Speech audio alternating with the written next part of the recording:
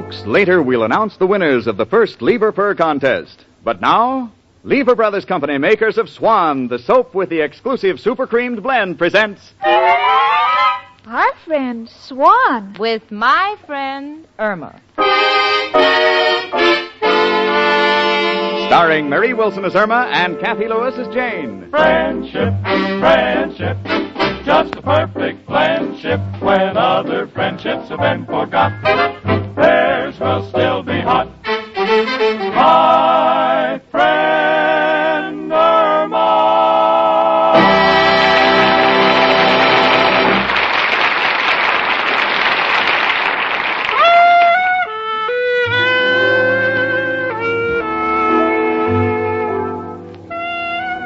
You know me, Jane Stacy. I'm a girl who never says I know all the answers, but with all modesty, I figure I know my way around. Then suddenly my roommate Irma Peterson comes out with one of her remarks, and Mother, I'm back at the Lost and Found department again. Take a classic example like last night. When I came home, I found Irma peering into a large kettle of water in which she dumped a bag of pretzels. Well, that stopped me, so I said, Honey, why are you soaking those pretzels? And Irma said, I couldn't buy any pretzel sticks, so I'm trying to straighten these out. For a minute, I was tempted to do the same thing to her. But, knowing Irma, I just forgot the whole thing. Anyway, that was last night. Tonight, I'm going through some letters that have accumulated in the desk. Jane. Dear Jane, just a line to let you... What, honey? Why do you save all your old letters? Well, they're mostly from relatives, and since I don't see my relatives very often, it sort of makes me feel they're right here visiting with me. Oh, I know what you mean, Jane. I still have all my old report cards. From school? Yes, they always used to kid me when I was in school. They said I'd never get out of there unless it burned down. Yeah. How did you get out? It burned down. Jane, you never told me very much about your relatives. Well, honey, there isn't much to tell. Most of my family live in New England. They're fairly successful. My father had a drugstore, and my mother's just like all mothers, a little beyond the descriptive power of words. Gee, I can still see us on Thanksgiving. You know, Mom would make a turkey, and we'd all gather around and help her stuff it. Gee, it makes me homesick. It's the same way at our house.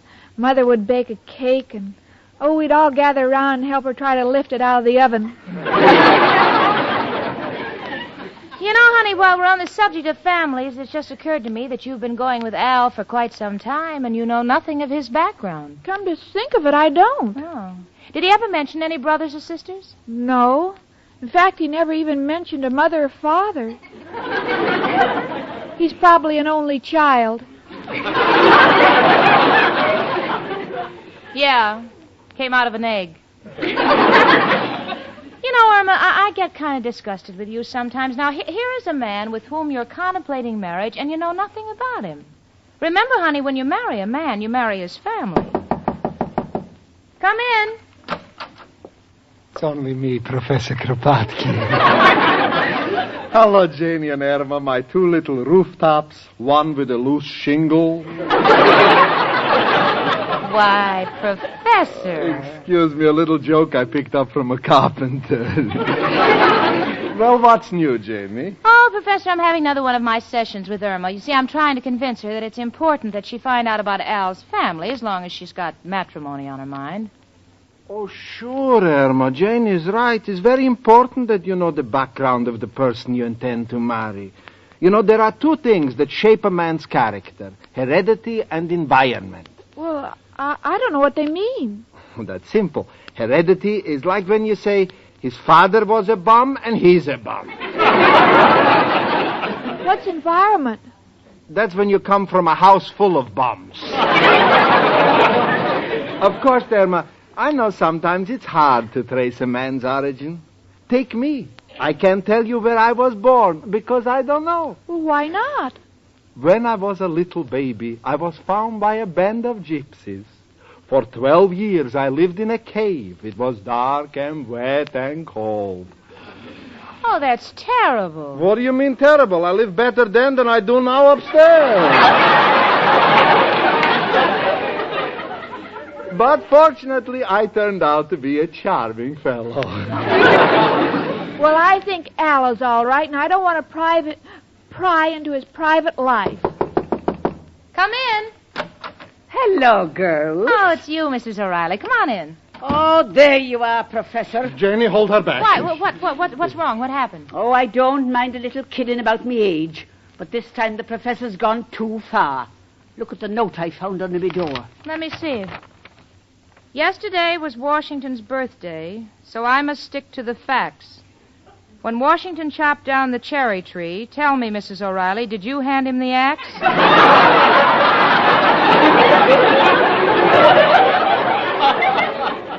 Oh, Professor. Well, you tell her to leave me alone.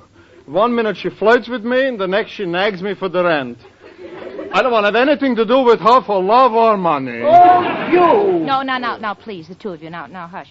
Look, Irma, to get back to Al and his family. Oh, it's no use talking. I'm not going to ask Al about his family background. Oh, but you should, me darling. I remember when I was a young girl. Oh, it seems like yesterday. Believe me, Mrs. O'Reilly, it's been a long day in between.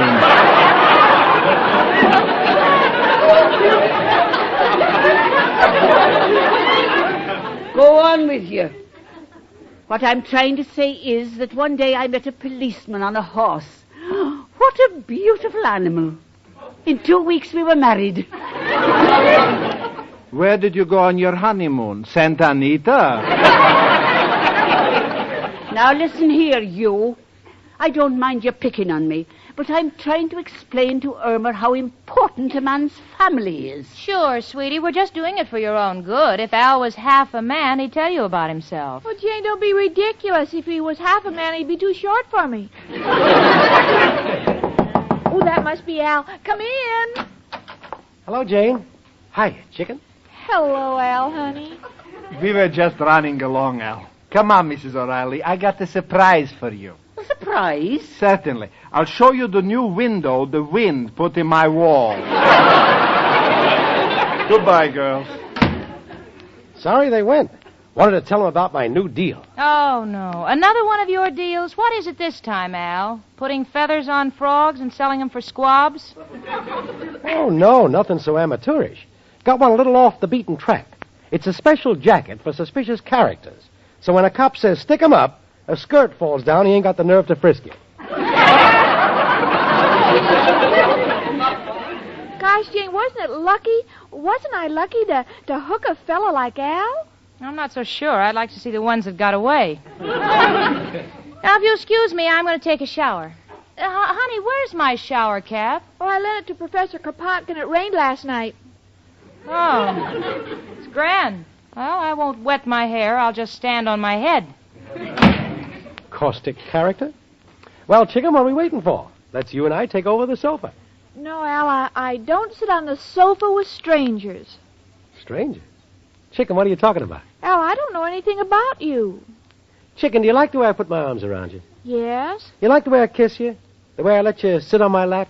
yes. And how can you say you don't know anything about me? That's beside the point. A man's lap has nothing to do with his background.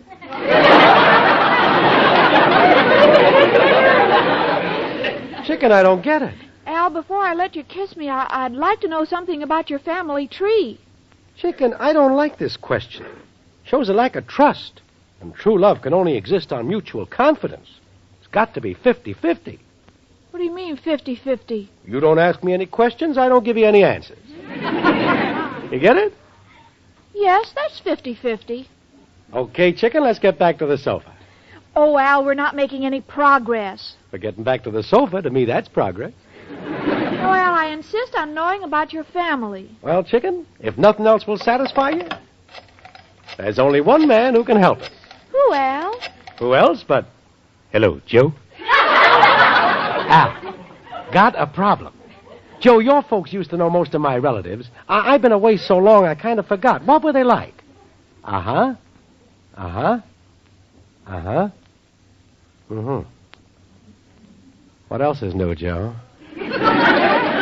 No, Joe, thanks. You don't have to give me the visiting days. Them joints give me the chills. Goodbye, Joe. Oh, did you find out anything about your family? Joe didn't know a thing. Then what were you saying about visiting days?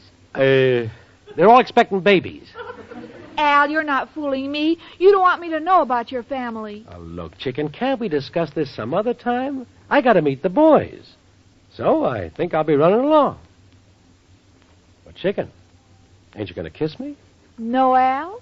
You have no sisters, no brothers, no cousins or uncles, no one to identify you. How do I know it's you? No, Al. Goodbye. Well, if that's the way you feel, where's my coat? Goodbye. Irma!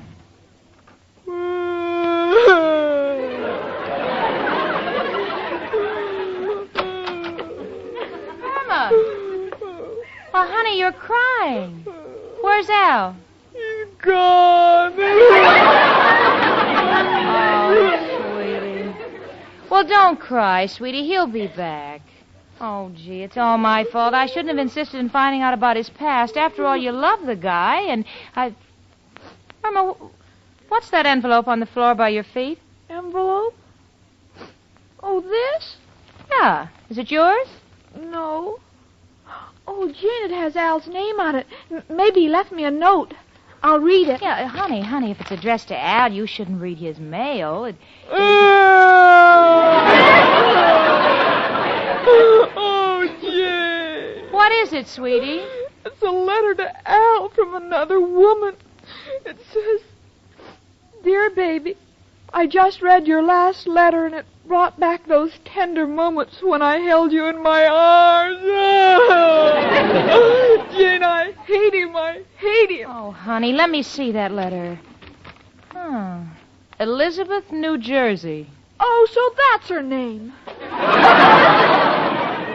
Well, as far as I'm concerned, he can have Miss Jersey.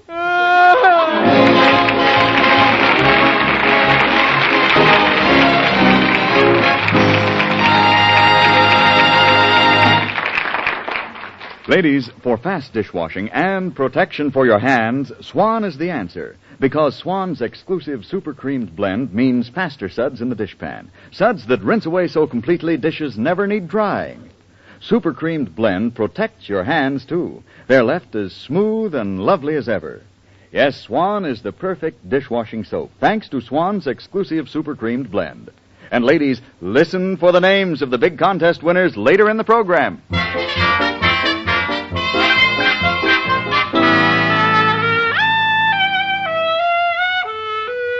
Well, poor Irma's heart is broken. Just broken. I've never seen her so upset since the night she thought Al called her an animal because he invited her to the Elks' dinner. Anyway, now she's convinced that Al is leading a double life, and since, in a way, I'm kind of responsible for the turn of events, I've decided to get to the bottom of this whole affair, and I've phoned Al to come right over. Come in. Oh, Janie.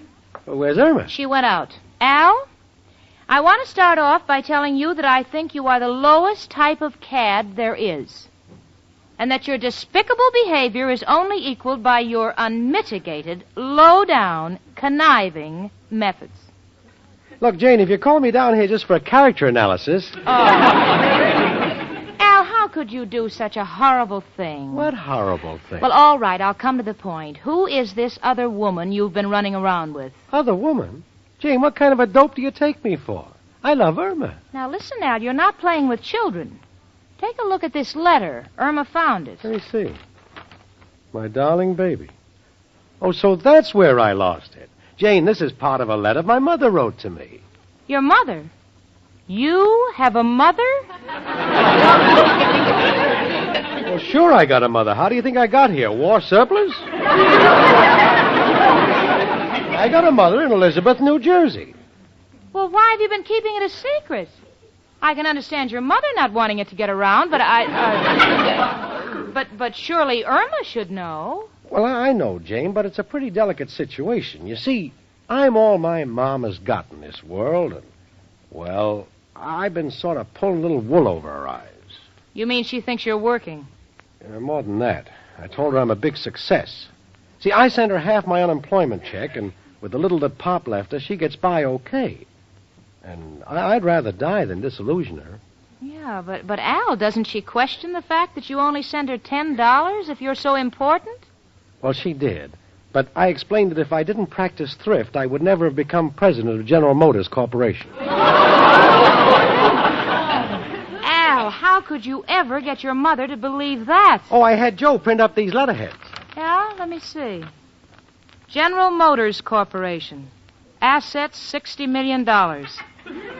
President, Al. Address, main office, general delivery, box 42, New York City. Oh, Al. You think I'm a crumb, huh, Jane? No, Al, I think I kind of like you a little more than I did 5 minutes ago. I wouldn't want you to hurt your mother. Oh, thanks, Jane. I figured you'd understand. Yeah, but I'm the smallest part of your problem, Al. Irma is certain you're carrying on with another girl, and there's only one way to clear the whole thing up. How? Invite your mother over here so we can meet her. Then Irma will see for herself. Well, I want Mom to meet Irma, but I'm afraid she might learn the truth about me, and that'd break her heart. Yeah, but don't worry, Al. I'll back you up in everything you say. When I'm finished, your mother will think you own the Taj Mahal. Okay, Jane, I'll call her up and have her here in an hour. Good, Al. That'll be fine. I'm sure Irma will have finished committing suicide by then, and she'll be back. Right, Jane. And look, whatever you do, no remarks about me being unemployed. Oh, no. But Al, how about your suit? Huh? How'll you explain all those creases? Looks like it's been pressed in a Mixmaster. Oh, I always tell Mom I don't have time to go to the bank, and my pockets are full of stocks and bonds.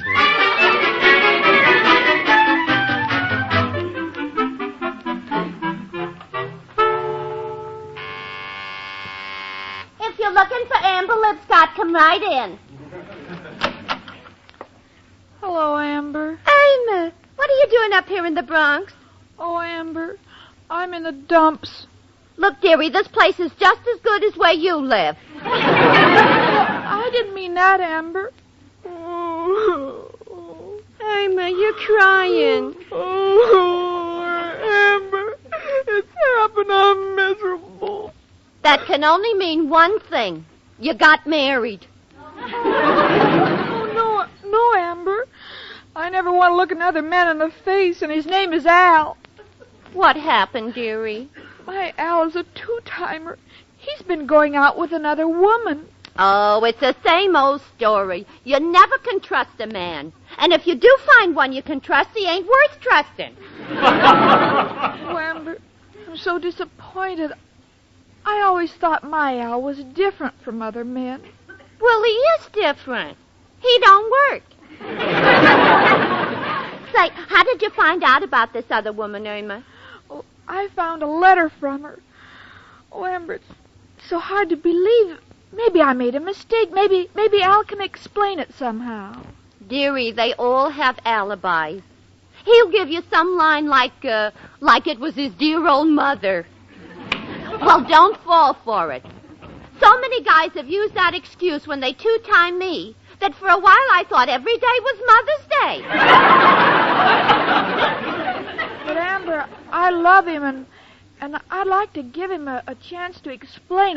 I know he wouldn't pull that old mother line on me. Well, go ahead and find out. Cool him up. I think I will. And I'll show him. And just for that, I won't tell him about that extra unemployment check waiting for him. Hello? Hello, Albert? Chicken! I've been trying to reach you. Don't you chicken me, you... Amber, is this a party line? Yeah. Al, someday if you ever call me on a private wire, I'll tell you what I think of you. No, wait a minute, Irma. I can explain. That letter you found is from my mother. Your mother? Amber, you were right. Chicken, I don't know what you're mumbling about, but I'm bringing my mother to your apartment in an hour. So you be there to meet her, huh? Goodbye. Well, dearie? He says it's his mother. But Al is bringing over to my apartment to meet me. He's probably having his girlfriend dress up like an old lady just to fool you.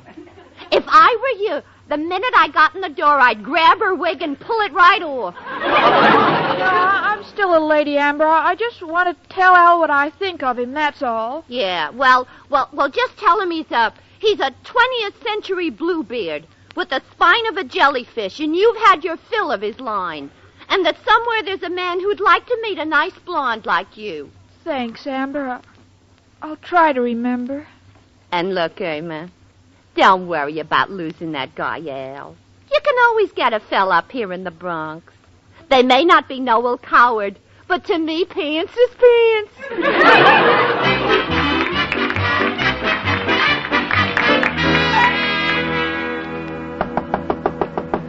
Come in. Hello, Jane. I'd like to have you meet my mother. Just call her Mom. Oh, I'm very glad to know you, Mom. Come on in. Make yourself comfortable. Thank you, Jane. Albert has told me all about you. Where's Irma? Oh, she'll be here shortly. I was just about to have some tea. Will you join me? Oh, thank you. I drink as much tea as I can. You see, I feel that it helps Albert. Helps Albert? Yes, it comes from India. And Albert tells me he has a place there called the Taj Mahal. Yes. Well, Mom, I'm surprised I haven't met you before, but I don't suppose you come to Manhattan very often. No, I don't like to bother my Albert. You see, I'm just a little old lady, and my son is so busy and so important. After all, it takes time to run a big business like General Motors and General Electric. Excuse me. Did you say General Motors and General Electric? Certainly. He also owns General Mills. But he doesn't talk about that. That's just for pin money. Yes, I understand. I keep telling Albert he shouldn't work so hard. After all, 1 million more or less, what does it matter? Your health comes first. Oh, Mom. Well, I guess it's better than having a son who's lazy and unambitious. Why, I understand some men never work at all. They just sit around and collect unemployment checks every week. But not my Albert. Excuse me. It got kind of hard to swallow. The tea, that is. As you were saying, I suppose men like that are pretty low. Yes, but thank goodness my Albert is different. I was so afraid he'd be like his father, Albert Sr. He never worked? No, he was always working on some kind of a deal, but never made a nickel. Married 30 years and didn't start to support me until after he passed away. Well, that's life. Insurance. I wonder what's keeping Chicken. Oh, I'm so anxious to meet her, Jane. She must be a wonderful girl, judging by the way Albert always describes her in his letters. Has she got a good head on her shoulders? Well, she has a pretty head on her shoulders. But is she smart? Well, she's, here's Irma right now. Hello, honey. Hi, Chicken. Al, you are a 20th century fish, and I've filled up with jelly. And there are plenty of men who would like a blonde girl with a blue beard. Hold it, Chicken. Irma, this is my mother. Oh, yeah? Irma. Please, I'm not so dumb. Oh, I'm glad. They kept avoiding that question. Al, who do you think you're kidding? What's new, Elizabeth? Elizabeth? Irma, listen. This is Al's mother. She comes from Elizabeth, New Jersey. You mean... Oh, Al, I'm so ashamed. Oh, well, it's Gotcha. very hard for most people to believe that a plain little lady like me could be the mother of such an important man. Thanks, Mom. Forget bygones, Irma. All right, and to think I was so angry. Why, I wasn't going to tell you that there's an extra check for you at the unemployment office. No, yes, you see, yes, they wanted Al to check on how many men he needs for his new magnesium plant. I think it was 65,000. A magnesium plant? So many men? But yes, to milk all them cows. I'm going to make milk of magnesium.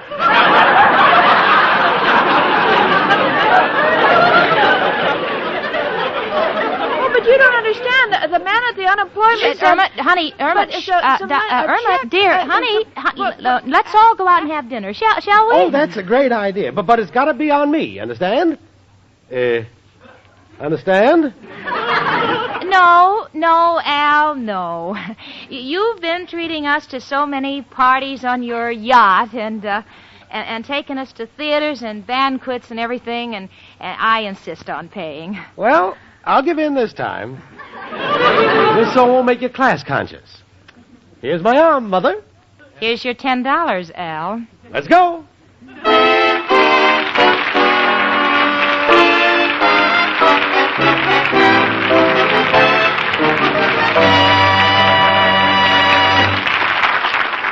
Folks, in just a minute, there'll be an open telegram to the big winner in the first week of the $100,000 Lever Fur Contest, as well as the names of second prize winners. But first, have you entered this exciting fur contest yet? Here's all you do. In 25 words or less, tell why you like any one of these 6 Lever products.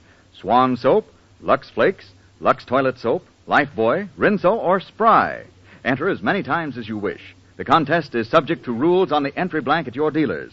Just enclose with each entry a wrapper or a box top from any one of these Lever products. And remember, there are 1,645 prizes in all, 329 each week. Yes, each week there are prizes like these. 1 $3,000 mink coat, 3 $1,000 fur coats, 5 smart fur jackets worth $500, as well as 320 other prizes of valuable furs and cash. But now, an open telegram to the big winner of the first week's Lever Fur Contest. To Mrs. John D. Hargrave, 158 Brantley Street, Northeast Atlanta, Georgia. You win a $3,000 mink coat or the cash. Congratulations, Mrs. Hargrave. Here are the names of the second prize winners who win beautiful $1,000 fur coats or the cash. Mrs. Helen Hass, Cleveland, Ohio. Mrs. Mildred Sayward, South Windham, Maine. Mrs. Louis Binder, Philadelphia, Pennsylvania. The other 325 winners of valuable furs and cash will be notified by mail. It's not too late to enter. This week's contest closes February 29th. Think how grand you'd look in a gorgeous $3,000 mink coat. Send your entry now to Lever Fur Contest, Box 1, New York City. That's Lever Fur Contest, Box 1, New York City.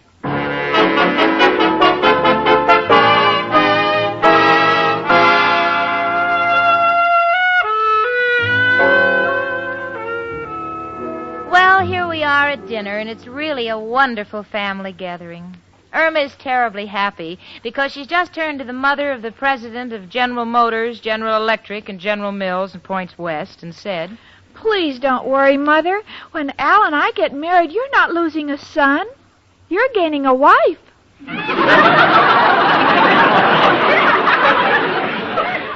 And you know, if that makes sense to you, you're no better off than my friend Irma.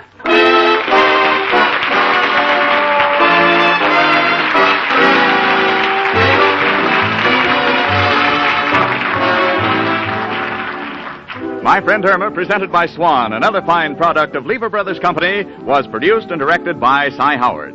Tonight's script was written by Cy Howard and Park Levy.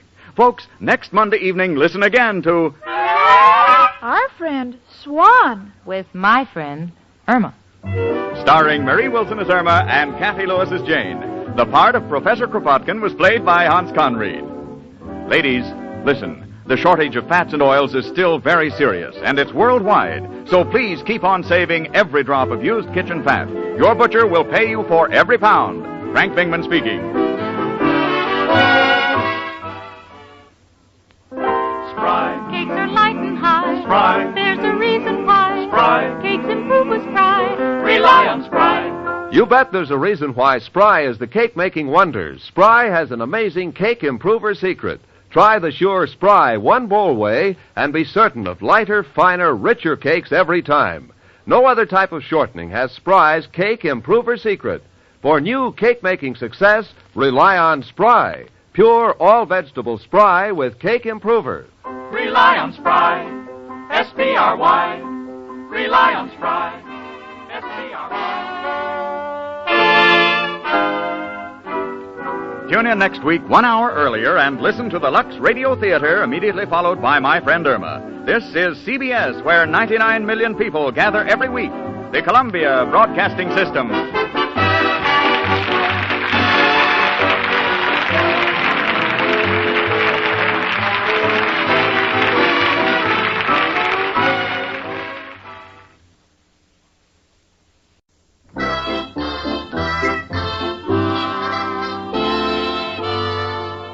Lever Brothers Company, makers of Swan, the soap with the exclusive super creamed blend, presents Our friend Swan. With my friend Irma. Starring Mary Wilson as Irma and Kathy Lewis as Jane. Friendship, friendship, just a perfect friendship. When other friendships have been forgot, theirs will still be hot. My friend Irma.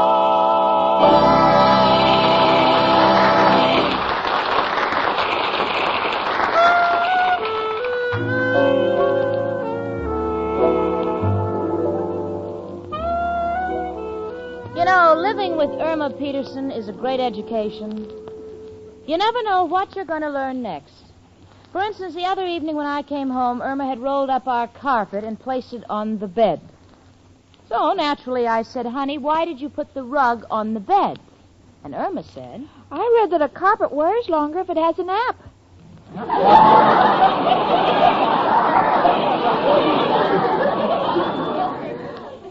So I said pleasant dreams to you both. You see, I understand Irma because she takes everything literally. For instance, someone told her a man's home is his castle. So when she and Al get married, she wants an apartment with a drawbridge. But then right now I'm much too happy to worry about Irma's shortcomings because on this lovely Saturday morning, little Jane Stacy got herself a raise. So I'm going to celebrate by taking Irma to a matinee this afternoon. She should be at her desk in Mr. Clyde's office.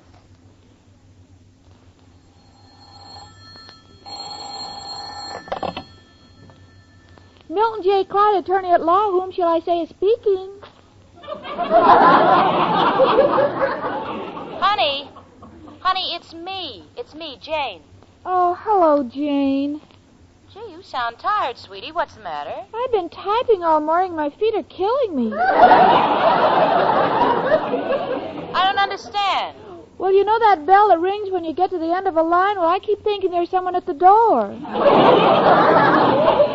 I've been getting up every 10 minutes. Yeah. All right, honey, I'll take it up with the Remington people. Irma, I have good news for you. We're going to the theater this afternoon to celebrate because Richard just gave me a raise. Oh, Jane, I'm so happy for you. Gee, I can't understand why Mr. Clyde doesn't give me a raise. Well, honey, maybe it's because your spelling is so bad. Oh, my spelling is getting better. Remember how I used to spell Philadelphia with an F?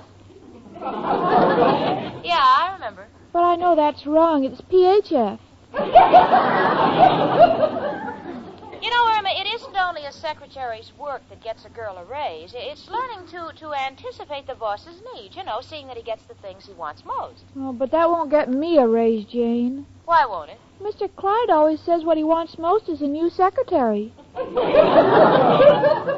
honey. What I mean is, well, now take the things that I do for Richard, for instance. When he hasn't got time for his personal shopping, I try to help him. I buy his cigars and handkerchiefs, and once in a while I get him a necktie. Can't you think of anything Mr. Clyde needs? Well, I think he'd like some eyeglasses because every time he talks to me, he wants to know if I'm all there.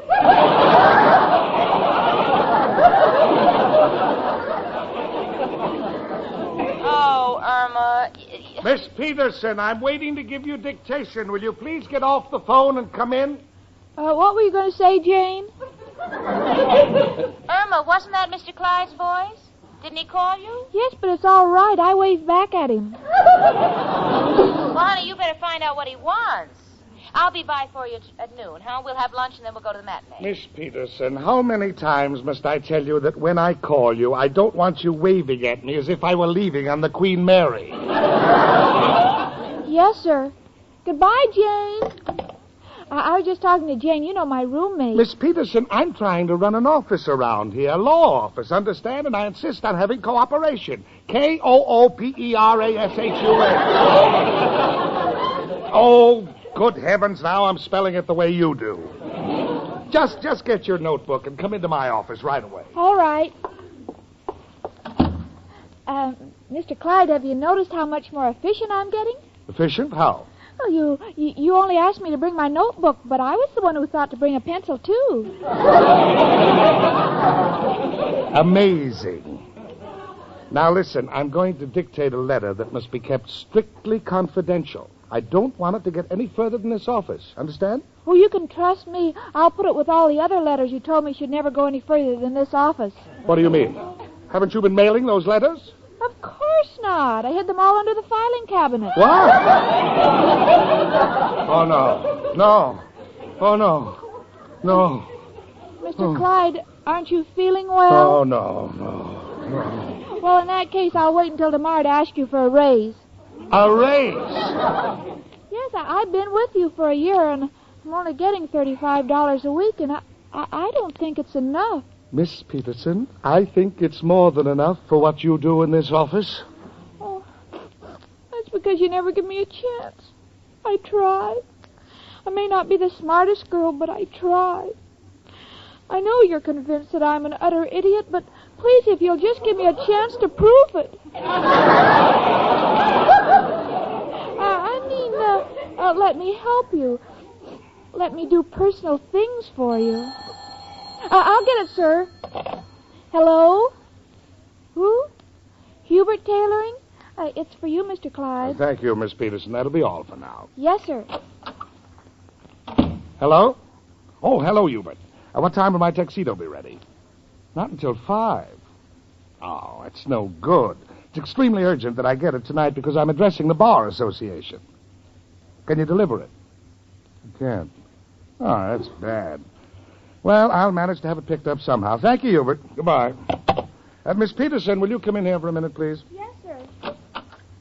Yes, Mr. Clyde. Miss Peterson, you have just gotten through telling me that you'd like to do personal little things for me. Well, this is your opportunity. I know it's Saturday afternoon and you're off, but I happen to be in the spot. Well, what is it, Mr. Clyde? I'll be happy to do anything. Miss Peterson, please, you don't have to curtsy. Just listen. I want you to take this $135 and go over to Hubert's Tailoring on Park Avenue and pick up my suit for me. Yes, sir. It'll be ready at 5 o'clock. I need it to wear when I'm addressing the Bar Association tonight. Now, bring it to me at the Athletic Club. Now, have you got that straight? Yes. Good. What did I say? You want me to pick you up at the Athletic Club at 5 o'clock and take you to a bar?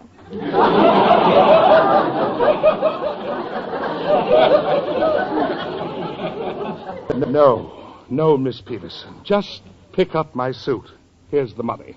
Oh, now I've got it straight. I'll pick up the suit at 5 o'clock and bring it to the Athletic Club. Fine. Mr. Clyde, do you think I'm doing doing a thing like this might help me get a raise? We shall see.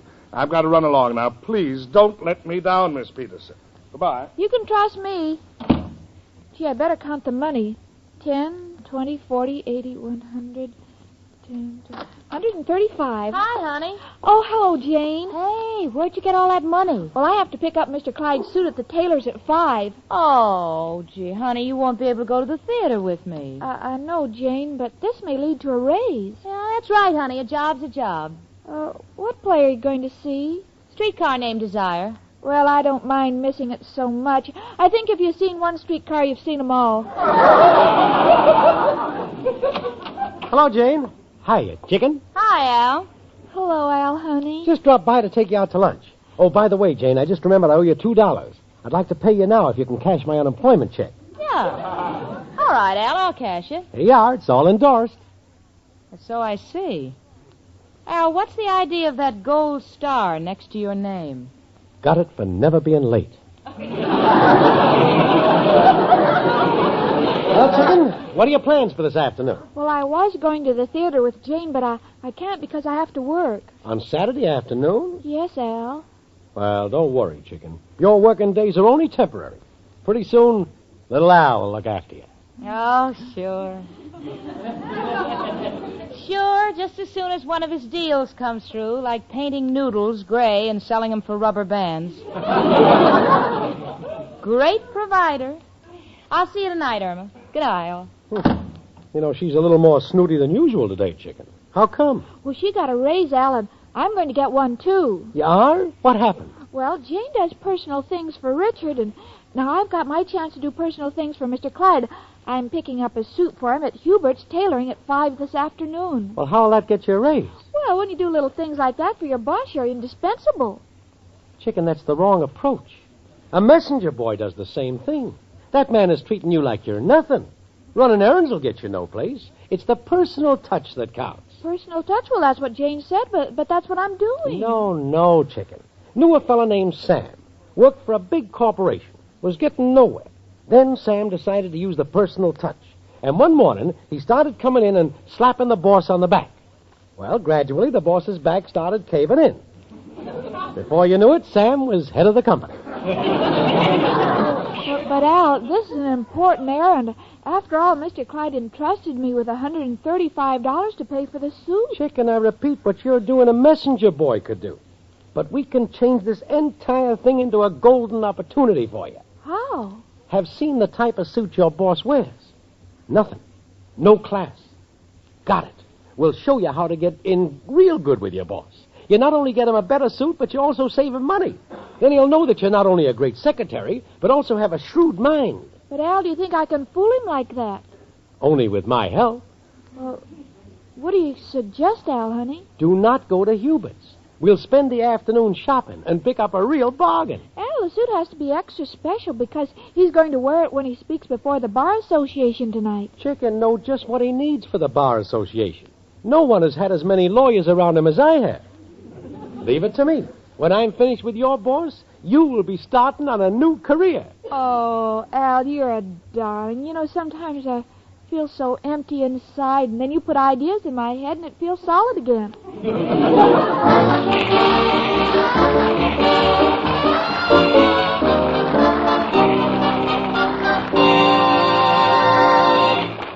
Ladies, there's nothing quite like Swan soap for dishes. Sure, because Swan has an exclusive super creamed blend. And this blend means faster suds. Suds that rinse away so completely dishes never need drying.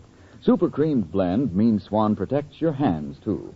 Yes, your hands come out of the dishpan as smooth and lovely as ever. Remember, only Swan has this exclusive super creamed blend to give you speed and hand protection at the same time. And don't forget to keep listening for the names of the top winners in the second week's Lever Fur contest.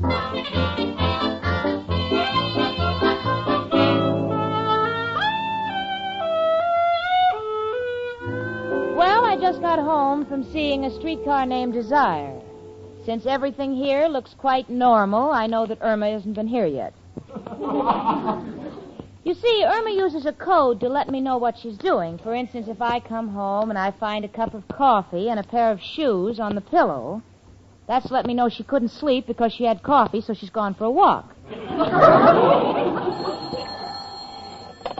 Hello? Hello. Is Irma Peterson there? No, she's not. This is Jane Stacy, her roommate. Who's this? This is Mr. Clyde. Oh, yes, Mr. Clyde. What can I do for you? Miss Stacy, do you know where Irma is? No. The last I saw of her, she was going to pick up a suit for you. Well, it's 5 o'clock, and I just called Hubert's, and she hasn't picked it up yet. Oh, well, I'm quite sure she will. Well, I hope so, because I'm in a steam bath now, and I sent my other suit of clothes to be cleaned, and I cannot address the Bar Association with the proper dignity in my shorts. You understand? Well, Mr. Clyde, if Irma said she'd pick up your suit, her word is as good as gold. Goodbye. And this explains why they've devaluated the franc. Oh, where on earth could Irma be?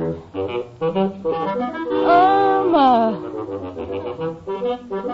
Irma!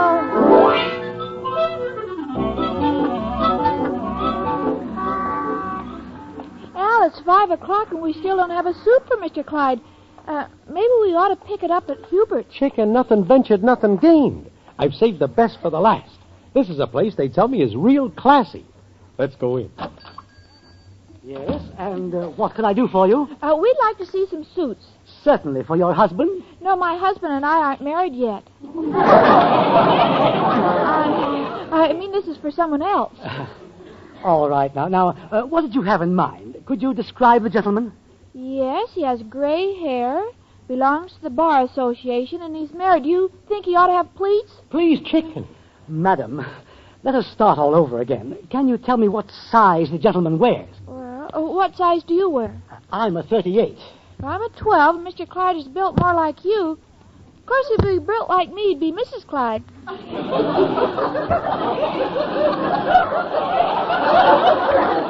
Madam, there are other customers waiting. Chicken, let me handle it.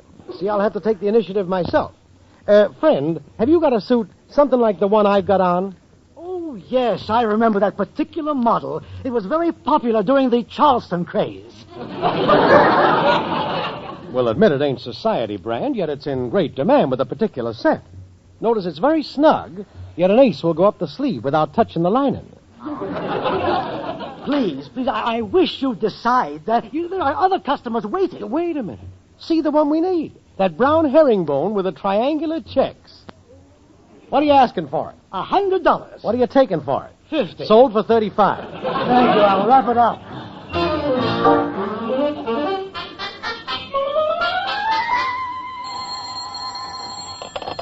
Hello? Hello, Miss Stacy. This is Mr. Clyde. Oh, Mr. Clyde, I haven't heard from Irma, but I'm sure she'll be at the athletic club with a suit any minute now. Miss Stacy, it may be too late. The suit probably won't fit me. I've been in the steam bath for so long, I think I've lost 20 pounds. Oh, Mr. Clyde, please have patience. Sit tight. Sit tight. I can't. I've already been fricasseed, barbecued, and sautéed. How much steam can a man take? Oh, well, I don't mean to be personal, Mr. Clyde, but why don't you get a massage? I've already had 3.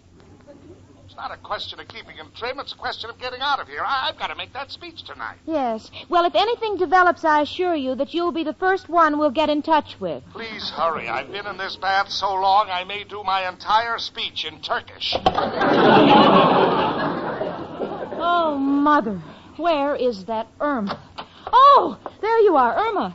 Your boss is in a steam bath at the athletic club waiting for you to bring the suit from Hubert's. You take it over there immediately. Oh, but Jane, we bought him a different suit and saved him money. Oh, it's so cute. Here, I'll show you. I'll put on the jacket. Well, how do you like it? Irma, I can only say one thing. You may think that's a man's jacket, but you look like you walked past the Waldorf Astoria and the canopy fell on you.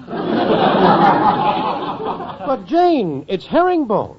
Al, I've seen herringbone, but this is the first time I've ever seen it filleted. And for your further information, Mr. Clyde happens to be waiting for a tuxedo. Huh? Tuxedo? Oh, Al, then he won't look right in those knickers. Listen, if the two of you know what's good for you, you'll get on that phone and call Hubert's and grab a cab and pick up the suit that Mr. Clyde ordered. You took the words right out of my mouth. Will do. Oh, Irma, tell me something. How can you let Al talk you into things like this? But I wanted to save Mr. Clyde money. I wanted to do personal things for him. Honey, he wants to address the Bar Association tonight. He couldn't wear this suit on Halloween. Hello. Hello. Hello. Al, you've said hello enough. Start talking. Looks like we're in trouble, chicken. There's no answer. Hubert's must be closed. Oh, well, of course it's closed. It's after 5:30. I'll get it. Hello? Hello. Is this Irma Peterson? Yes? This is Mr. Clyde. I'm sorry, this phone is temporarily out of order. I'll report it. Goodbye.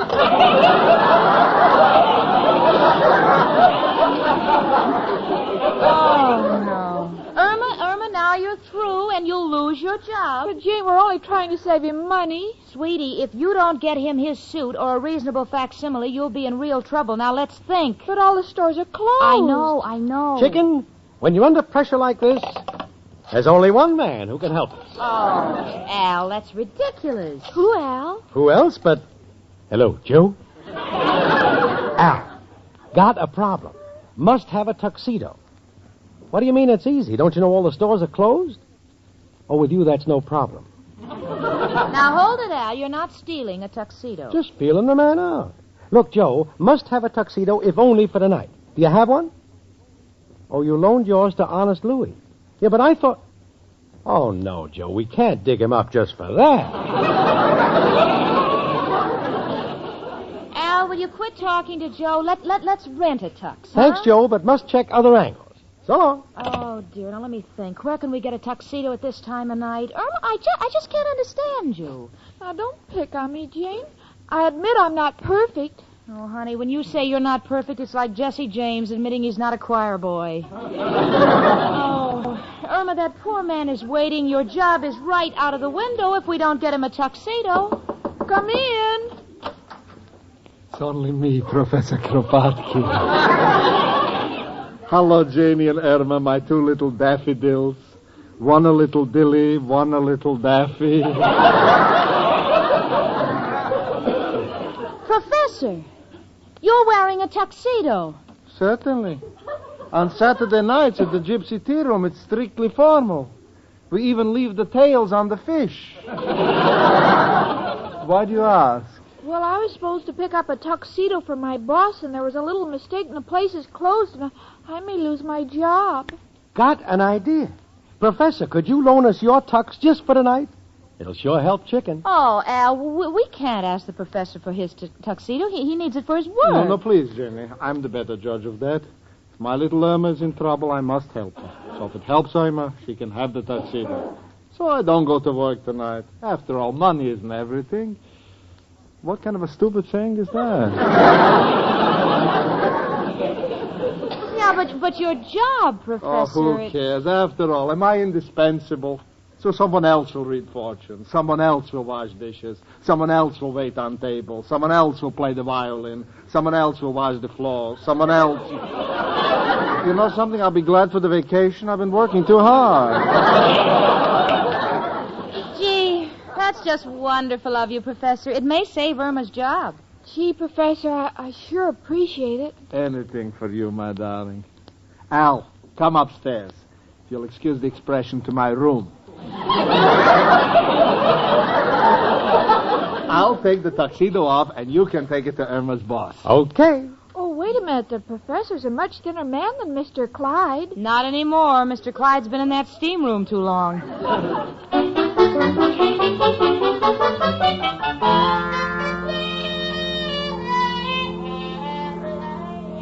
Well, Irma and I had dinner, and we washed the dishes. I tried to explain to her that she shouldn't go to the movies with Al and be completely at ease because I have a feeling that her career at Milton J. Clyde's office is near an end.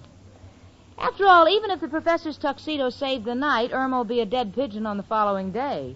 So I tactfully suggested that Irma resign before she's fired, so now she's writing her letter of resignation. Jane, how does this sound? Dear Mr. Clyde, inasmuch as I don't expect to be with you much longer because we don't see eye to eye, I would like to ask a favor of you. If anyone ever asks for a reference on me, please remember you're describing a lady and don't say anything. Regards, your ex-secretary, Irma Peterson. Come in. Good evening, Miss Peterson. I was in the neighborhood, so I decided to drop in and tell you something. Now, just a minute, Mr. Clyde. There's no need to be sarcastic.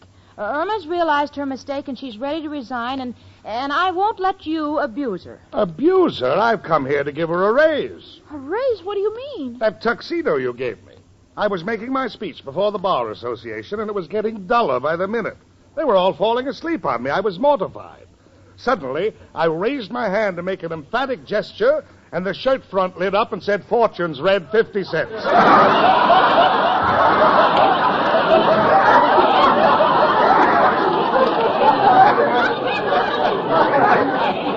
Well, from then on, I was the hit of the party. And believe me, any secretary who can anticipate her boss's predicaments is certainly worth more than $35 a week. Oh, Mr. Clyde, do you mean you're going to give me a raise? Yes. What do you think you're worth? Well, I'm getting $35 a week now. I think I'm at least worth $100 a month. Oh, Mother.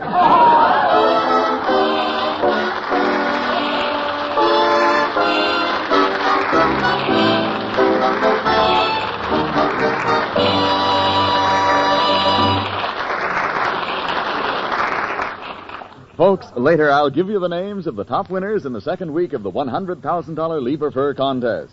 But first, listen.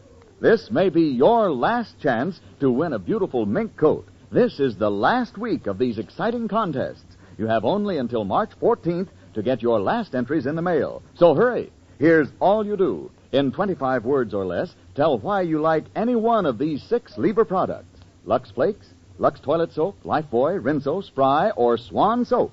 Enclose a wrapper or box top from one of these with your entry. Remember, the contest is subject to rules on the entry blank at your dealers. There are still 329 prizes.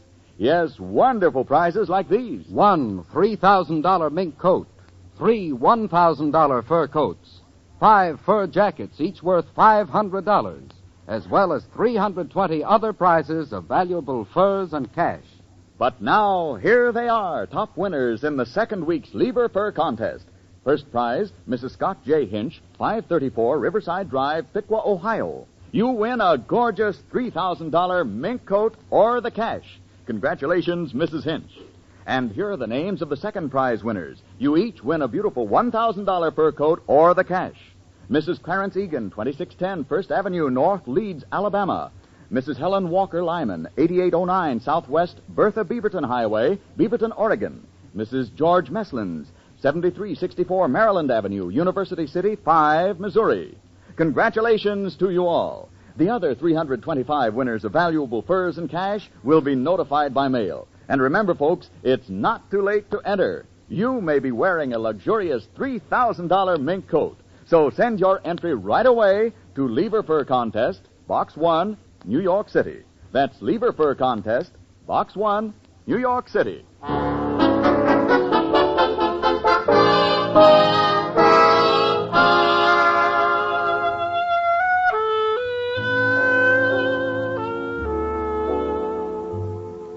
Well, despite the fact that Irma's in good again with her boss, I warned her never to pry into his personal life again. This time she's taking my advice seriously. In fact, the other day, Mr. Clyde tripped and knocked himself unconscious. And I said, well, honey, why didn't you throw water on him? And Irma said, well, if buying a suit is too personal, certainly giving him a bath is worse. And you know, when you get an answer that's all wet like that one, it's bound to come from my friend Irma.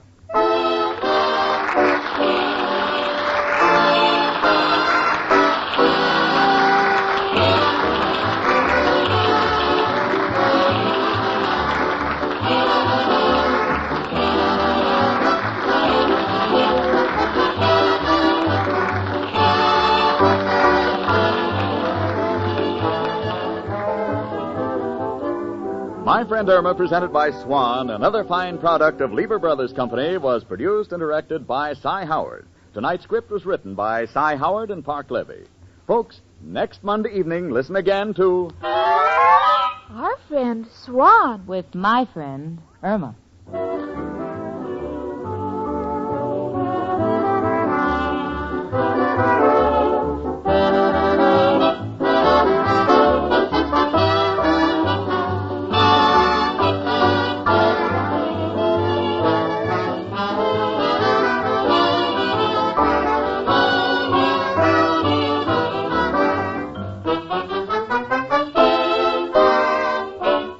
My Friend Irma stars Marie Wilson as Irma and Kathy Lewis as Jane. The part of Professor Kropotkin was played by Hans Conried. Frank Bingman speaking. Spry. Cakes are light and high. Spry. There's a reason why. Spry. Cakes improve with Spry. Rely on Spry. Yes, there's a reason why Spry is the cake-making wonder. Spry has an amazing cake improver secret. Try the Spry one-bowl way and be certain of lighter, finer, richer cakes every time. No other type of shortening has Spry's cake improver. For new cake-making success, rely on Spry, the pure, all-vegetable shortening. Rely on Spry. S-P-R-Y. Rely on Spry. S-P-R-Y.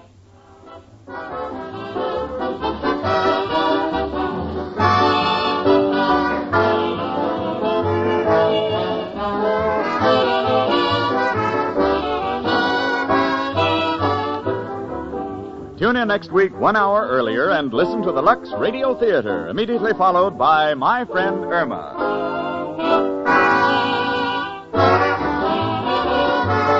This is CBS, the Columbia Broadcasting System.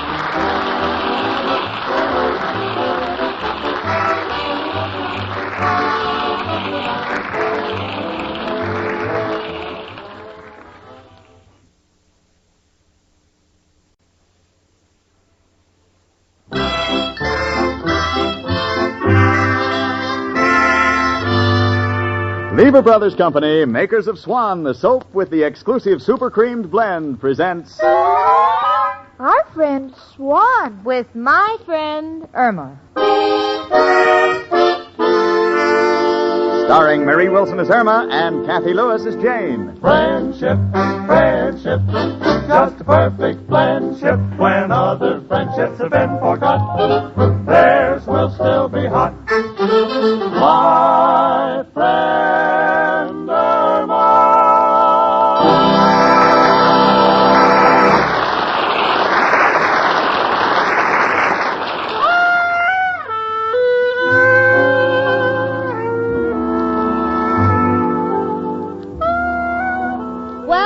Sunday morning, and I got the blues like I never had 'em before. Why? Because last night we went out on a double date. Irma and Al, Richard and myself. And what is the result? Now, Richard doesn't talk to me, Al doesn't talk to Irma. The fact is nobody talks. Except Irma. You can't stop her from talking. Jane. Yes, honey? I didn't mean to start the fight last night. Well, you had no business insulting Richard that way. When he said his folks came over on the Mayflower, you had no right to turn to Mrs. Rhinelander and ask her how she enjoyed the trip. I'm sorry. Well, you started it, but Richard had no right to tell you that your head was the only vacancy in town. That's why I'm glad we walked out when we did. I am through with Richard. And I'm through with Al. The way he behaved when the fan dancer came on. Put water on his face so she'd think he was perspiring, come over and cool him off. Honey, I'd rather not recall any of the sordid details. We're through with the boys, and it's probably for the best. That's right, Jane. This is a man's world, but we can go someplace else. You're right, honey. We don't need the boys. We don't need the boys. We can do without them forever. Yes, we can do without them forever. What are you thinking about, Irma? Jane, how can we get the fellows back? We don't need them, Irma. There are plenty of things for two girls to do. What? Well, my heavens, we can do things like, we can knit, and we can read, and we can knit, and we can read, and we can knit. Gee, Irma, I wonder how we can get the fellas back. I don't know, Jane, but this should only prove to us that a girl is lost without a fellow. How right you are, honey. I wouldn't want to be found any other way. You know, I've got an idea. You know, all men like that domestic touch. Irma, you and I will cook dinner, and we'll invite the boys over. You see, there'll just be the four of us in a warm and friendly atmosphere, and who can tell?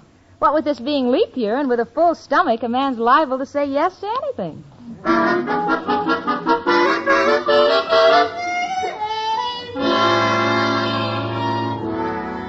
Well, we called the boys, and they're coming over. Now, Irma and I are preparing dinner, and Irma is her usual talented self in the kitchen. She has baked an apple pie, and it's perfect, except for one slight error. She forgot to put the apples in it. So now she's panicky, so she's cut slits in the crust, and she's trying to slip in the apples with a pair of tweezers. Oh, really? Irma? Yes, Jane? Forget the pie, will you, sweetie? It's a total loss. We'll serve the cake I baked. All right, I'll get it off the fire escape. The fire escape? What's my cake doing out there? Well, Al likes icing, so I poured some water on it and set it out to freeze.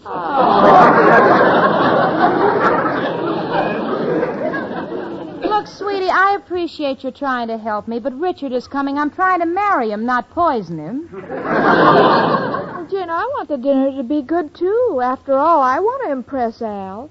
You know, spring is coming, and in the spring, a young man's fancy turns. Yeah? And when it turns, I want it facing me. Well, honey, if I let you cook this meal, he won't be able to turn. Rigor mortis will hit him after the first bite. Suppose you make the cocktails, huh? Some Manhattans or Old Fannies? Come in. It's only me, Professor Kropotkin. Hello, Janie and Irma, my two little baby carriages. One with a fancy top, one a little buggy. Why, Professor. Excuse me, a little joke I picked up from a nursemaid. My, what smells so good? Such a delicate aroma could only come from one thing, Hungarian goulash. It's pot roast. How could I make a mistake like that? Maybe the cow is Hungarian. Please, Irma, don't mention cows. Cows remind me of milk. Milk reminds me of butter. Butter reminds me of a tub. And I don't want to discuss Mrs. O'Reilly. You know, Professor, there are times when I resent those remarks you make. Frankly, I think you'd get more out of Mrs. O'Reilly if you met her halfway. All right, I'll meet her halfway. I'll hold my arms out and tell her to come to me. Ah, that's the spirit. But only on one condition, if she's on the other side of an open drawbridge. Now, you see, Professor, that's what I mean. You know, I think it's entirely your fault if you can't get along with her. Jane's right. We had fights with Al and Richard, but we realize we're wrong, so we're giving them a chance to apologize. Please, girls, I thank you for the consideration, but believe me, Mrs. O'Reilly is east and Kropotkin is west, and if I see her coming from the north, believe me, girls, I'm heading south. But, Professor... Please, girls, these are my last words. Besides, the smell of food makes me hungry, so I think I'll go back up to my room and open up a can of oyster soup. Oh, Professor, that's out of season. There's no orange soup. I'll drink it out of a saucer. There's an orange saucer. Goodbye.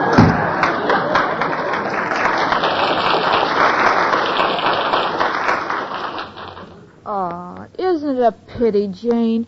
Sweet old man like the Professor. What kind of a life has he got living alone? He has to go up to a lonely room and eat from a can by himself. Yeah. It is sad, honey. There's nothing as pitiful as a lonely person. And I don't want us to end up that way. That's why we're giving this little dinner party for the boys tonight. Gee, I wonder why the Professor hasn't gotten married in all these years. Oh, I don't know. Maybe he hasn't found the right person. Yes, or maybe he can't get his father's permission. Irma, hand me the flour sifter. The flour sifter? Yeah, you know, that shiny can with the little holes on the bottom. Oh, that. I threw it out because it leaked. Oh. Grand. I'm glad we haven't any screens in this place. You throw them out because they let the air in. Come in. Hello, girls. Mind if I drop in for a minute? Oh, not at all, Mrs. O'Reilly. You'll have to excuse us, though. You see, we're just getting dinner ready.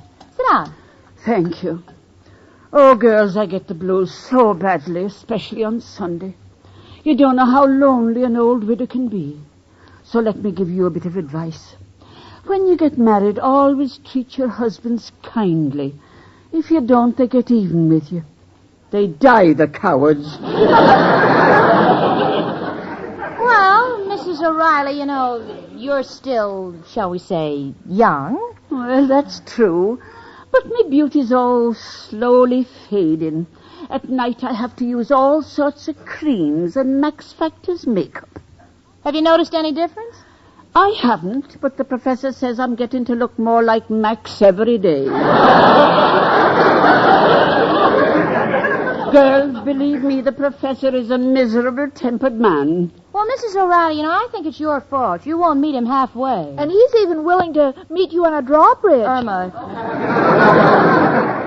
You know, Mrs. O'Reilly, you've got to understand that the professor is a very lonely man. He's alone in the world, and I don't want to interfere, but that room of his is, well... Now, Janie, that's not my fault. I try to do my best, the best I can in his room. Why, only yesterday I brought up some white sheets for him. But the man's an ingrate, because now he says he wants a bed. Well, he's probably tired of sleeping on that studio couch. You know, the professor has a lot of pride. But underneath it all, he's a very sensitive and warm-hearted person. Oh, I guess you're right, Jane. You know, there are times when I think he likes me because he flirts with me. Really, Mrs. O'Reilly? How do you know? Oh, a woman always knows these things, Irma. One time when I was on top of the roof, leaning over, fixing the clothesline, he nudged me playfully.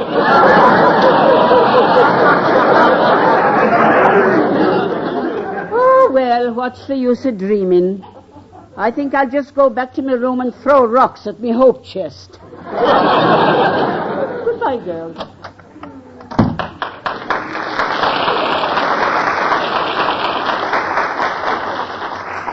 Oh, gee, Jane, I feel sad all over again. Why, honey? Oh, the professor and Mrs. O'Reilly are both so lonely. Wouldn't it be wonderful if tonight at dinner when we get our fellows back, we could get them together, too? Then we can kill 6 birds with one dinner. The way you're cooking, honey, you can get 8-to-1 odds anyplace. Besides, you know, Irma, they don't get along. I don't think the professor and Mrs. O'Reilly can even sit in the same room without our having to call the police. Come in. Flowers for Jane Stacy. That's me. Oh, here you are, boy. Thanks, lady. Oh, gee. Oh, Irma, they're from Richard. Oh, aren't they beautiful? And here's a card. Oh, now, isn't this sweet? It says, we'll never quarrel again. I'm looking forward to dinner tonight. Love, Richard. Wasn't that thoughtful of him? Oh, yes. I wonder what Al will bring. Probably some wax paper, so what he can't eat, he can take home. Please, Jane, you shouldn't pick on Al like that. Someday he's going to be a big man. Honey, he couldn't be a big man if he was wearing stilts. That boyfriend of yours has more angles than a 4-way cold tablet. Come in. Hello, Jane. Hi, chicken. Hello, Al. Here, chicken. Candy for you. Oh, look, Jane, a box of assorted chocolates. Really? Let's see. 3 peanut bars, 1 old Nick, 2 packages of Lifesavers. Wow, this is quite a present, Diamond Jim. Dangerous work. I shook that candy machine till I was blue in the face. Oh, Jane, look, here's a card from Al. Oh, Al, I could kiss you for this. Card? What does it say? Love is a path between 2 hearts from which we have never swerved. So say those words I've longed to hear. Darling, dinner is served.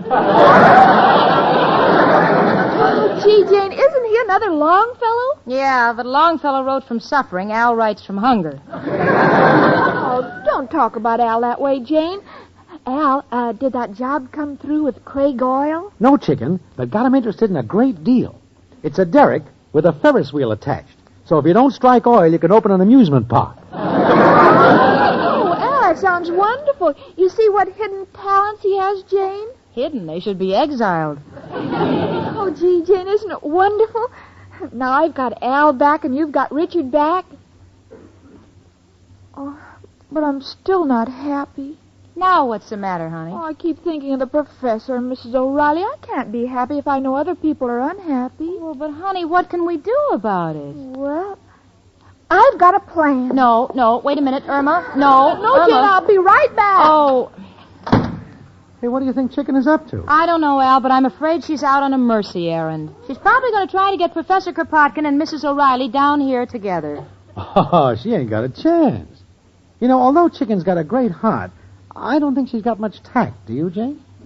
Well, I'll put it this way, Al. If Irma had been a diplomat during the Civil War, not only would the North have fought the South, but the East would have slugged it out with the West. Al, will you keep an eye on the pot roast while I get the phone, huh? Hello? Oh, hello, Richard. Oh, your flowers were just beautiful. Yeah, dinner will be at 7. We're having a pot roast. And if Irma accomplishes what I think she's trying to do, we may have the police for dessert. I'll explain it all to you when I see you. Goodbye, Richard. How's the roast, Al? Fine. Never tasted anything better. Oh, Al. All I wanted you to do was just to watch Well, it. Jane, I did it. It's all fixed. Irma, they're coming for dinner? Yes, I told Mrs. O'Reilly it was a surprise, and I couldn't tell her who the fellow was. Well, what about the professor? Well, I told him we had a girlfriend for him who was a combination of Rita Hayworth and Lana Turner put together. Chicken, how could you say that? Well, the two of them put together are about as old as Mrs. O'Reilly and weigh about the same. Chicken, the professor didn't fall for that, did he? Well, he did when I showed him this picture. Of course, he doesn't know who it is. Let me see it. Irma, who is this? It's Mrs. O'Reilly. But this must have been taken when she was 18 years old. Jane, he's getting a woman, not a car. He doesn't have to know what model it is.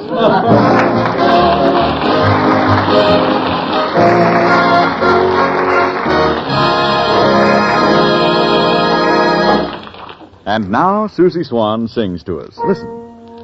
My advice, says Susie, you like this brand new kind of lather, so be choosy. Swan gives you beauty lather rich as cream. Your skin stays soft as any dream, and fresh as dew. I swan, do you? Says Susie. Say, that's what I call real beauty expert advice, Susie Swan. Yes, Swan is a perfect bath soap because thanks to Swan's exclusive super creamed blend, Swan gives you a wonderful new kind of beauty lather for your bath. Rich, creamy lather that smooths onto your skin more softly than you ever dreamed possible. And yet, this gentle Swan lather cleanses so thoroughly, your skin fairly glows. And ladies, when you step from the tub, you'll love the way your skin feels. Fresh from top to toe, because this new kind of Swan beauty lather rinses away so completely. It's true, Swan's exclusive super creamed blend gives you a wonderful new kind of beauty lather. So from now on, make Swan soap your regular bath soap.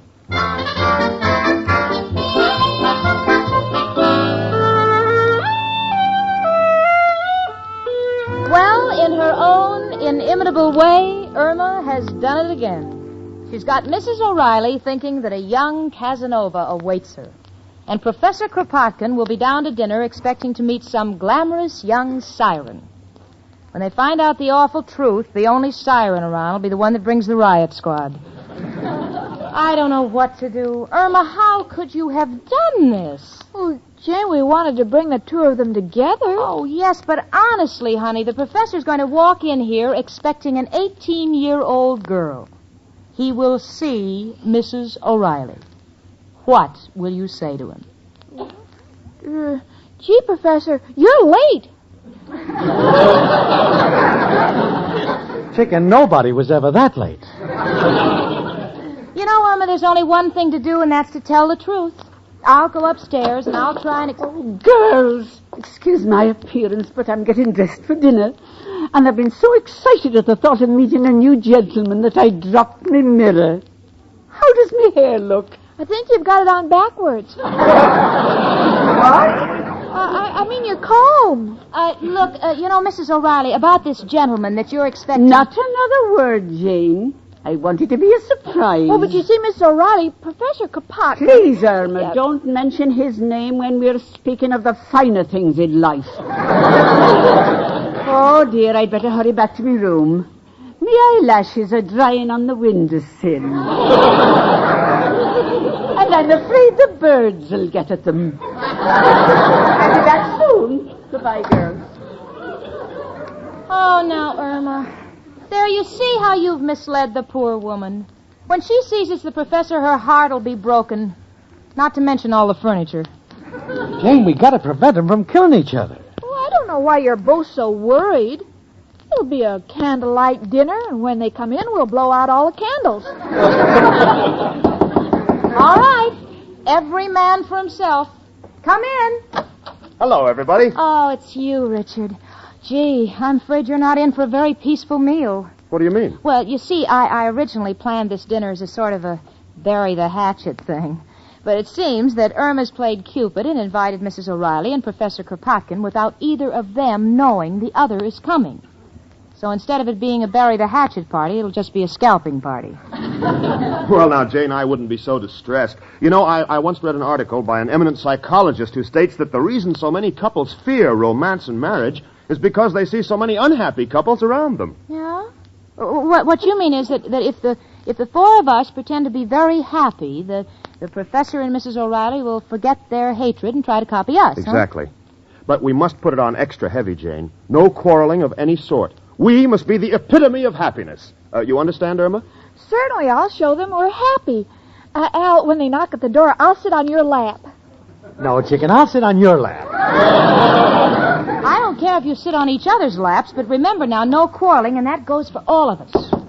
Remember, shh, Irma, be happy, happy. Come in. Well, here I am, dressed to kill. Oh, then you know. Quiet, Irma. Oh, yes. Ha, ha, ha, ha, ha. Did I say something funny? No, it's just that we're all so happy. Well, this young lady I'm going to meet, Janie, what's she like? Well, I must say her pictures do flatter her a little. Yes, about 40 years. Irma, Professor, that's a nice suit you've got on. Is it salt and pepper or herringbone? Who knows, when you work in a restaurant, you pick up everything. I'm so excited. I'm shaking like a schoolboy. Here comes the truant officer. Come in. Hello, everybody. Oh, Mrs. O'Reilly, how lovely you look. Irma, not yet. Professor, what are you doing here? Oh, what's the difference? Richard, my sweet, it's nice to see your smiling face before me. Happy, dear? I do nothing but smile when I'm with you, beloved. Right, Al? Oh, indeed. I have never known such happiness since I met Chicken. Every time I look at her, I laugh. Yes. Well, shall we all have dinner? Oh, yes, just as soon as the young lady... Hold it. Hold it. What's the matter? I'm getting a little sick. Richard is for Jane. Al is for Irma. And me, I'm for the nearest open window. Now, wait, Professor, wait. What is there to wait about? Irma. What, Professor? That picture of that girl you showed me. That was Mrs. O'Reilly taken 40 years ago. I don't believe it. That much damage couldn't have been done in only 40 years. Now, just a minute there, Professor. You think you're disappointed. What about me? I expected someone handsome and dashing. The only time you ever dashed was when you saw me coming for the rent. Now listen to me, Mrs. O'Reilly. You listen to me, Professor. Now, look, the two of you. Now, look, maybe we did trick you into this meeting, but why not be grown up about it? You're both just wonderful people, and you're lonely. Gee, I think you ought to give each other a chance. Come on, now, why don't you join us at dinner? And you can see for yourself how happy Al is with Irma and I am with Richard. Come on, now, what do you say? Pot roast smells pretty good, folks. Well, I'm willing. Well, I'll stay. Only on the condition that I sit next to Mrs. O'Reilly. Why, Professor? If I sit next to her, I won't have to face her.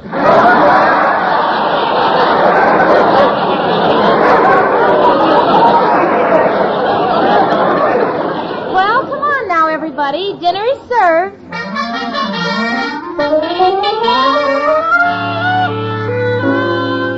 Well, here we are, just finishing dinner, and I must say things have been progressing rather nicely so far. Not one harsh word has passed between Mrs. O'Reilly and the professor.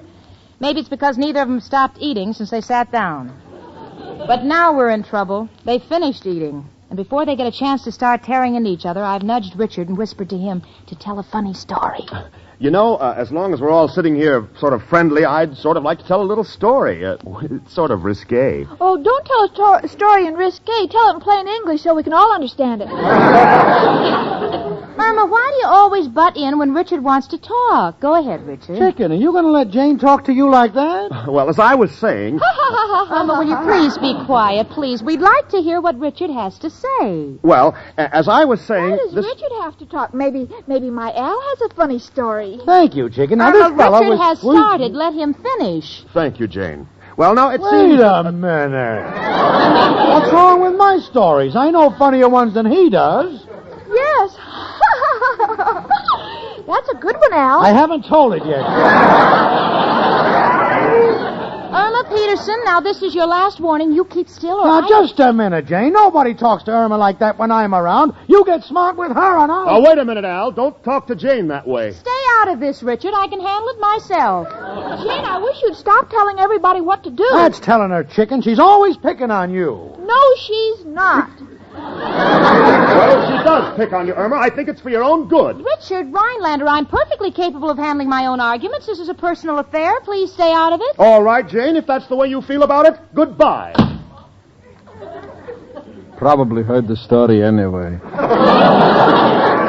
Oh, Oh, that Richard's a sorehead. Al, that's no way to talk about Richard. After all, you're not his girlfriend. Oh, keep quiet, Irma. Jane, you can't talk to my girl that way. Al, mind your own business. Okay, I will. Goodbye.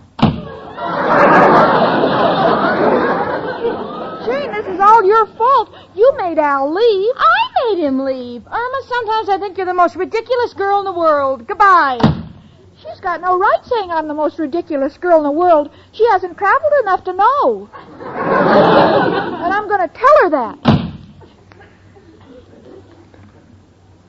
Mrs. O'Reilly. Yes, Professor? It has been a long time since I've had the privilege of escorting a beautiful woman to a dance. Are you ready? Oh, Professor!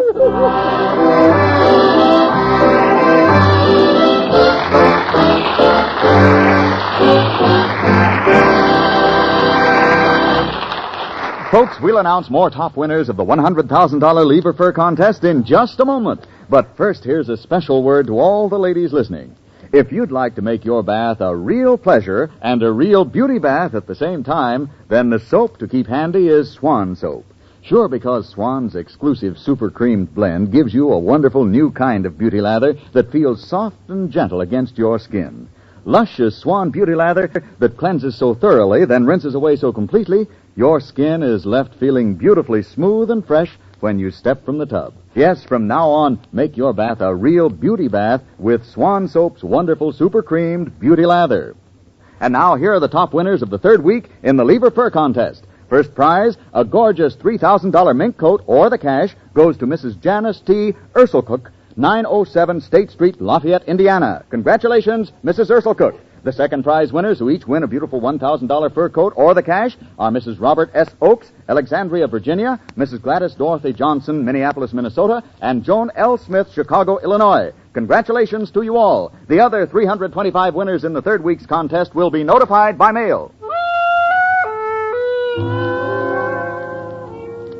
Well, we're all friends again, thanks to Mrs. O'Reilly and Professor Kropotkin, who gave a dinner for all of us tonight. So before we went, I said to Irma, now remember, honey, let's not have any quarrels with anyone tonight. Just agree with everything the fellas say. And Irma took me literally. In fact, Richard said he thought if he took another bite, he'd choke to death, and Irma said, Oh, if that'll make you happy, I'm in favor of it. Me, Jane Stacy, I don't know if I'm happy or not, but I'm in favor of my friend Irma.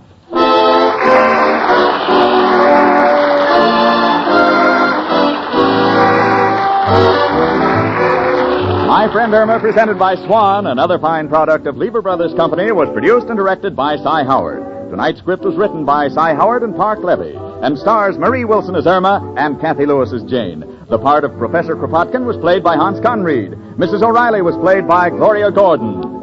Ladies, listen. The shortage of fats and oils is still very serious, and it's worldwide. So please keep on saving every drop of used kitchen fat.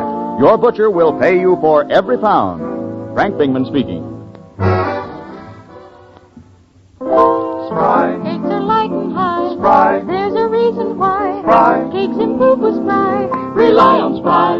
Yes, there's a reason why Spry is the cake-making wonders. Spry has an amazing cake improver secret. Try the Spry one bowl way and be certain of lighter, finer, richer cakes every time. No other type of shortening has Spry's cake improver. For new cake-making success, rely on Spry, the pure all-vegetable shortening. Rely on Spry. S-P-R-Y. Rely on Spry. S-P-R-Y. Tune in next week 1 hour earlier and listen to the Lux Radio Theater, immediately followed by My Friend Irma. This is CBS, the Columbia Broadcasting System.